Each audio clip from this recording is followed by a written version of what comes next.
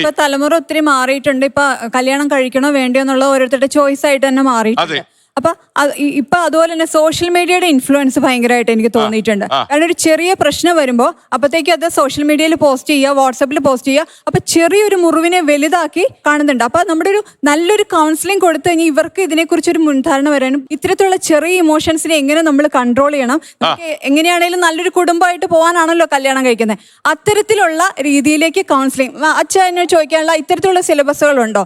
പ്രത്യേകിച്ച് new ട്രെൻഡ്സിൽ social media ഭയങ്കരമായിട്ട് എല്ലാ ഫാമിലിയും ബാധിക്കുന്നുണ്ട്. അത്തരത്തിലുള്ള മാറ്റങ്ങൾ വന്നിട്ടുണ്ടോ കൗൺസിലിംഗില്? ഒത്തിരി മാറ്റങ്ങൾ വന്നിട്ടുണ്ട്. ഇപ്പൊ മോഡേൺ ഇയറയ്ക്ക് അനുസൃതമായിട്ടുള്ള പ്രീ മാരേജ് കോഴ്സുകളാണ് ഇന്ന്. ഞാൻ എന്റെ മതമായതുകൊണ്ട് പറയുന്നതല്ല, ഈ മാരേജ് കോഴ്സിന് കൊടുക്കുന്നത്. ഇന്ന് ഹൈന്ദവരായ മക്കൾ വരെ കല്യാൺ രൂപതയില് ഈ കോഴ്സ് കൂടാമോ എന്ന് ചോദിച്ച് വരുന്നുണ്ട്. ഞങ്ങൾ ഒരു തടസ്സം പറഞ്ഞിട്ടില്ല. അവര് വളണ്ടിയർ.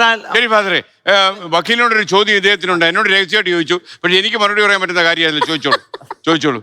വിവാഹിതയാണോന്ന് ചോദിച്ചേ. വിവാഹിതയാണ്.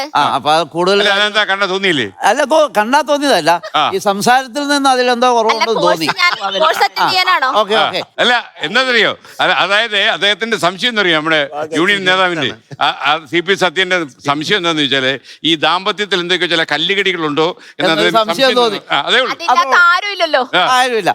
അപ്പൊ സാർ ഒരു മനസ്സിലായല്ലോ.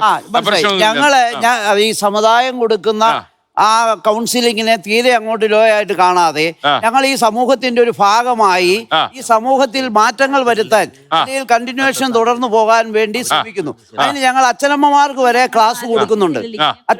എങ്ങനെയാണ് ഒരു അമ്മായിയമ്മ, അമ്മായിയപ്പൻ ഒരു കല്യാണം കഴിച്ച് ദാമ്പത്യ ജീവിതത്തിലേക്ക് കുട്ടികൾ കടന്നു വരുമ്പോൾ പെരുമാറേണ്ടത് എന്നതിനെ കുറിച്ചുള്ള ക്ലാസ് സഹിതം കൊടുത്തുകൊണ്ട് ഈ സമൂഹത്തിൽ മാറ്റങ്ങൾ, ഒരു കുട്ടികൾ വഴിതിരിഞ്ഞു പോകുന്നു, അവർക്ക് നല്ല രീതിയിലേക്ക് കൊണ്ടുവരാനുള്ള ഒരു ശ്രമമാണ് ഞങ്ങൾ നടത്തുന്നത്.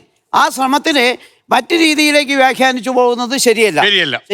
ക്ലിനിക്കൽ സൈക്കോളജിസ്റ്റ് അതായത് ഈ കൗൺസിലിംഗ് സെഷൻസ് എന്ന് പറയുമ്പോ പലർക്കും ഞാൻ ഈ പാഠ്യപദ്ധതി ചിലപ്പോ കുറച്ച് പഴക്കമൊക്കെ കാണും. കാര്യം നേരത്തെ തുടങ്ങിയതല്ലേ, അത് കുഴപ്പമില്ല. ആ പാഠ്യപദ്ധതിയെ കുറിച്ചല്ല ഞാൻ പറയുന്നത്. അപ്പൊ ഈ കാലം ഒരു അപകടം പിടിച്ച കാലം കൂടാണല്ലോ. ഈ കാലത്തിന് പറ്റിയ പരിപാടിയാണോ ഇത്? തീർച്ചയായിട്ടും അതിന്റെ ഒരു കാര്യമുണ്ട്. അതായത് ഇതിനൊരു നമ്മൾ വിചാരിക്കും ഈ പ്രീ മാരിറ്റൽ ഒരു കൗൺസിലിംഗ് അറ്റൻഡ് ചെയ്തു എന്ന് വെച്ചാൽ അത് അവിടെ കൊണ്ട് സ്റ്റോപ്പ് ആവുന്നതല്ല.